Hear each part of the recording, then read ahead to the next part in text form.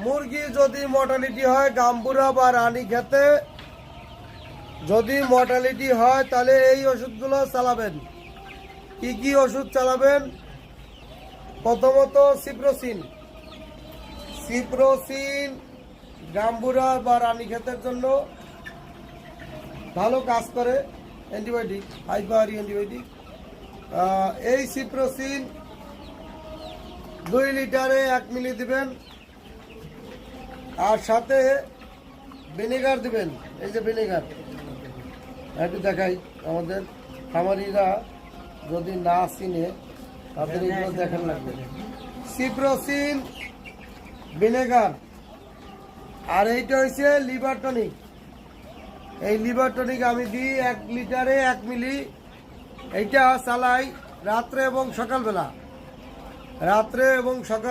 3 দিন ডোজ করা লাগবে। যদি এর ভিতরে মর্টালিটি সুস্থ হয়ে যায় তাহলে এটা চালাবেন না, অ্যান্টিবায়োটিক চালানো যাবে না। আর দুপুরবেলা ভিটামিন সি দিই।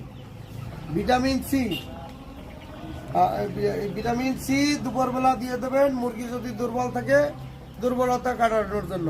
তাহলে আমরা সিপ্রোসিন ভিনেগার লিভার টনিক চালাবো। মুরগির যদি গাম্বুরা বা যদি সমস্যা হয়, মর্টালিটি হয়, তাহলে এই অ্যান্টিবায়োটিক দিলে মোটামুটি মুরগির এই আপনার দুর্বলতা, মুরগির মর্টালিটিটা বন্ধ হয়ে যাবে।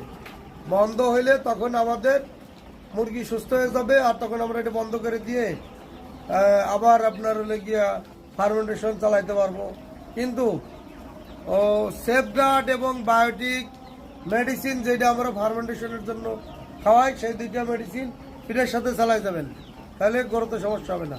যাই হোক, সুপ্রিয় দর্শক, খেয়াল করেন, সিপ্রোসিন ভিনেগার লিভার টনিক এইটা আপনার মুরগির জন্য অ্যান্টিবায়োটিক। তো মুরগি যদি মর্টালিটি হয় তাহলে চালাবেন, আর মুরগি মর্টালিটি না হইলে এগুলো চালাবেন না।